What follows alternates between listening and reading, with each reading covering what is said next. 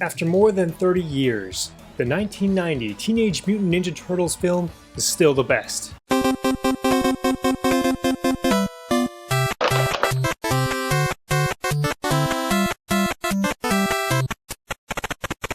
It's hard to think of a more beloved franchise than the Teenage Mutant Ninja Turtles. Over the past 40 years, the Turtles have had numerous incarnations across comics, shows, movies, games, action figures, and more. No other franchise has continually reinvented itself as much as TMNT has. The purpose of this video is to discuss what I feel is the very height of the Turtles cinematic universe. The very first film that burst into theaters in 1990 is still the best Turtles film yet, over 3 decades later. Keep in mind that this video will contain spoilers for the film, so if you haven't already seen it, I'd suggest coming back to this video after you've watched the movie. I look forward to reading your comments. Also, consider checking out my social media site, retro-gaiden.com, to discuss all things retro. As I stated earlier, the Turtles have been rebooted and reimagined many times. Most recently with the god-awful Mutant Mayhem movie. Mutant Mayhem is one of the worst movies I've ever had the displeasure of watching. I wish I could erase it from existence. It's so horrendously bad that everyone involved in making it should be embarrassed and ashamed. I've seen people defend the movie, saying that it's just a kid's movie. You shouldn't take it seriously. Well, the first Turtles film is a perfect example of a well-made movie that's also a good family movie. Kids' movies don't have to be bad. The first movie is a product of an insanely popular kids' cartoon which was based on a violent and dark comic book. So right away you have two very different versions of the Turtles. Let's start things out properly by setting the tone. I saw this film in the theater on opening weekend. The theater was packed with parents and eager kids. The excitement in the air was tangible. It was an experience that will never be matched. As a 10-year-old TMNT superfan, I had watched all the episodes and had all the toys. This movie came out during a time when the internet didn't spoil things, and the only trailers for the movie up to that point showed very little of the Turtles. Just short glimpses here and there. Heck, even the poster for this movie made me lose my mind as a kid. The Turtles were coming to the big screen, and I was boiling over with excitement. I was glued to the screen the entire time. Seeing my favorite characters come to life was something magical. The filmmakers did such an incredible job that the movie is still unmatched in terms of quality and in terms of capturing the essence of the Turtles. Okay, so all I've been saying so far is that the film is good, but not explaining why it's good. That's gonna change now. Let's start with the overall tone of the film. The cartoon was often lighthearted and silly, with the Turtles cracking jokes and the villains being kind of incompetent. The Foot Clan is an army of robots, so the Turtles can destroy them without the cartoon being overly violent. Then there's the original comic series. It's really dark and bloody, essentially the exact opposite of the cartoon in terms of tone. The 1990 film does a beautiful job of merging both tones to capture what is simply perfection. The Turtles still crack jokes and act silly like in the cartoon, but there's still some of the emotionally heavy scenes and dark moments throughout. Adapted from the original comic source material, Splinter was a regular rat that mutated into a more human-like form, and the Foot Clan is made of real people, not robots. It simply doesn't get any better than this. The film is as serious as it needs to be. Early 90s New York City is overrun by a violent gang of ninjas. This proposes an opportunity for the Turtles to prove themselves worthy in combat and honor their father, Master Splinter. The film sets things up perfectly. Every scene is shot with masterful precision. Even those who weren't familiar with the Turtles prior quickly understand the dynamic between the characters. Leonardo is the leader, calm and calculated. Michelangelo is the silly one, always finding humor in any situation. Donatello is the smart one, often thinking ahead, and often joins Mikey in cracking jokes. Raphael is the short-tempered one, who is very strong but lacks discipline. Within the first 15 minutes, the stage is set. Raphael soon loses his temper and is angry at himself for losing one of his sides during the first scuffle with criminals on the surface. This leads him to go to the surface to cool down. This also leads to the kids in the audience hear Raph say "damn" for the first time. Get him in the car.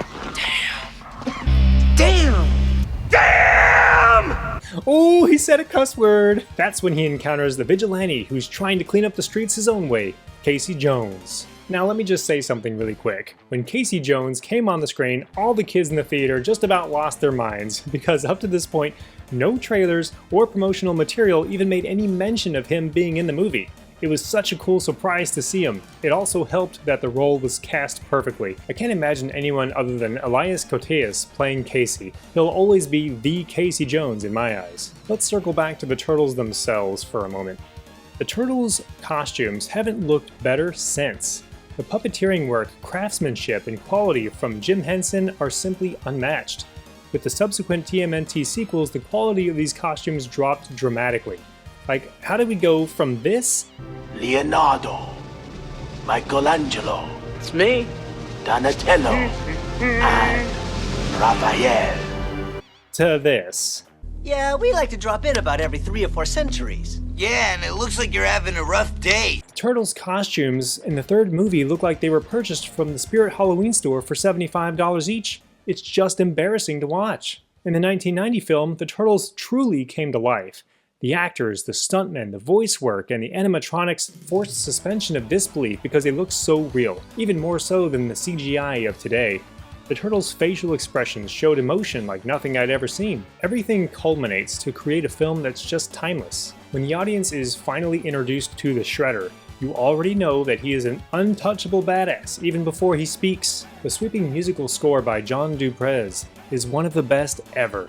There are several scenes in this movie that downright give me the chills because of the masterful combination of music and cinematography. The Shredder's inaugural scene is one of these.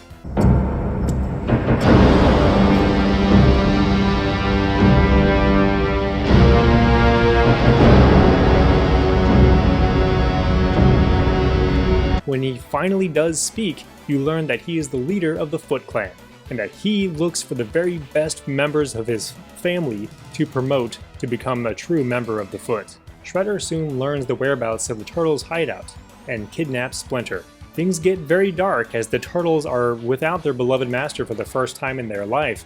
This scene is very intense to watch as a kid and gives me chills as an adult.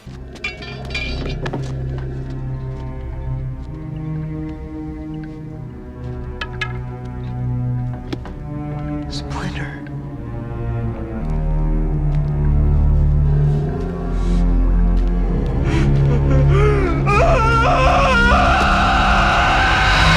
It's immediately followed by comedic relief, so it takes the edge off a bit, and one of the many examples of flawless filmmaking. The overall plot of the film was derived from the comic source material.